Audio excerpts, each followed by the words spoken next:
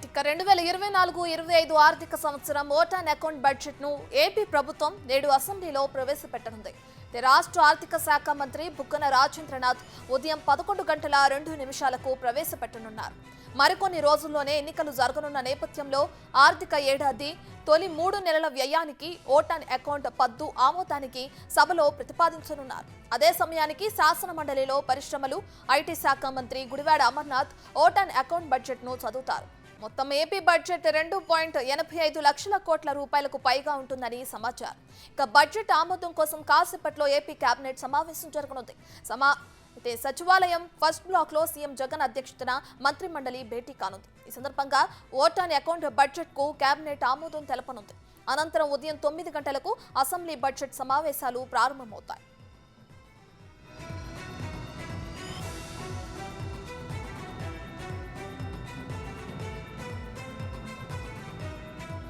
Right ఇదే అంశానికి సంబంధించి మరింత సమాచారాన్ని మా ప్రతినిధి సాయి శంకర్ అందిస్తారు.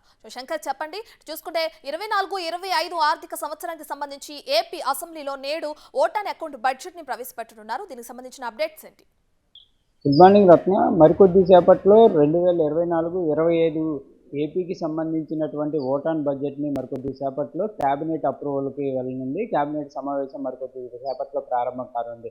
ప్రధానంగా కూడా ఈ సంవత్సరం ఏదైతే ఎన్నికలు ఉన్నటువంటి నేపథ్యంలో ఓటాన్ బడ్జెట్ పెట్టాలనే విధంగా నిర్ణయం తీసుకోవడం జరిగింది. ఇది తాత్కాలిక బడ్జెట్ కింద కూడా మనం చూడాల్సినటువంటి పరిస్థితి ఉంటుంది. 2.85 లక్షల కోట్ల రూపాయలతో ఈ బడ్జెట్ అయితే ప్రవేశపెట్టేటటువంటి అవకాశాలు ఉన్నట్లు కూడా తెలుస్తుంది. అయితే ఇప్పటికే బడ్జెట్కి సంబంధించినటువంటి ప్రతులకు సంబంధించినటువంటి వాటిని ప్రత్యేక పూజలు కూడా నిర్వహించడం జరిగింది. ఇందులో ఆర్థిక శాఖ అధికారులందరూ కూడా పాల్గొనడం జరిగింది. బుగ్గన రాజేంద్ర ఆర్థిక శాఖ మంత్రి కూడా పాల్గొన్నటువంటి పరిస్థితి ఉంది. అయితే ఇవన్నిటికి సంబంధించి మరికొద్ది సేపట్లోనే కేబినెట్ సమావేశంలో ప్రవేశపెట్టనున్నారు. కేబినెట్ సమావేశం అప్రూవల్ అయిన తర్వాత దీన్ని అసెంబ్లీలో కూడా ప్రవేశపెట్టేటటువంటి అవకాశాలు ఉన్నాయి. అయితే ప్రధానంగా కూడా ఈ బడ్జెట్కి సంబంధించిన ఓటాన్ బడ్జెట్ కాబట్టి ప్రత్యేకమైనటువంటి కేటాయింపులు ఏవి ఉండేటటువంటి అవకాశం లేదు అనే విధంగా కూడా ఆర్థిక శాఖ అధికారులు అయితే చెప్తున్నటువంటి పరిస్థితి ఉంది.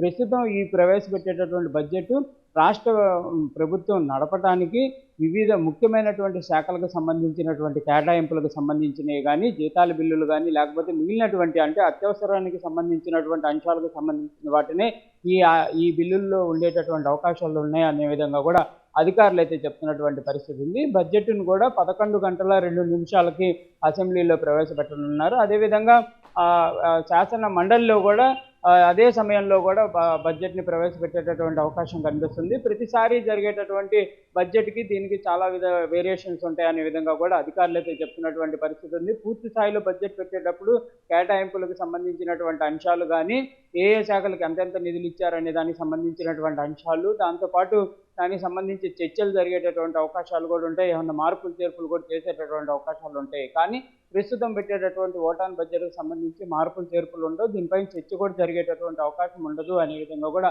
చెప్తున్నటువంటి పరిస్థితి ఉంది. ప్రధానంగా దీన్ని మూజువాణి ఓటుతో కూడా అంగీకరించుకునేటటువంటి అవకాశాలు ఉన్నట్లు కూడా అధికారులు అయితే చెప్తున్నటువంటి పరిస్థితి ఉంది. మరికొద్ది సేపట్లోనే కేబినెట్ అప్రూవల్ కూడా అయ్యేటటువంటి అవకాశాలు ఉన్నాయి. అసెంబ్లీకి కూడా వెళ్ళేటటువంటి అసెంబ్లీలో ప్రవేశపెట్టేటటువంటి అవకాశాలు ఉన్నాయి. 11:02 బడ్జెట్ ప్రవేశం అనేది స్టార్ట్ అవుతుంది. Right, thank you Shankar. గారి విధానాలు అనేది ఒక బెంచ్ మార్క్ అయింది. ఈరోజు దేశంలో కూడా మేనిఫెస్టో అనేది మనం ఏదైనా అనౌన్స్ చేస్తే ఖచ్చితంగా అమలు పరచాల్సిన బాధ్యత ఉంటుంది. ఏదో ఎలక్షన్ల సమయంలో అనౌన్స్ చేసి వెళ్ళిపోయి ఆ తర్వాత మళ్ళీ పబ్లిక్ని ఏదో మనము మాయ మాటలు చెప్పొచ్చు, we can get away with that అనేది అయితే లేదు ఇప్పుడు. ఎందుకంటే జగన్మోహన్ రెడ్డి గారు సెట్ చేసిన బెంచ్ మార్క్ ప్రకారంగా సంతృప్తి ఖచ్చితంగా ఉంది. అయితే కోవిడ్ లేకుండా ఉంటే పునర్వ్యవస్థీకరణకు సంబంధించిన ఎన్నో విషయాలలో ఆంధ్ర రాష్ట్రానికి ఇంకా కొద్దిగా అడ్వాంటేజెస్ పొజిషన్ ఉంటే కానీ ఇంకా ఎన్నో గ్రోత్కు సంబంధించిన కార్యక్రమాలు కూడా, అభివృద్ధికి సంబంధించిన కార్యక్రమాలు ఇంకో ఎన్నో చేసేదానికి కూడా అవకాశం ఉండేది. కాకపోతే కొన్ని లిమిటేషన్స్ ఉన్నాయి. ఆ లిమిటేషన్స్లో మన ప్రభుత్వం we have done what best we could.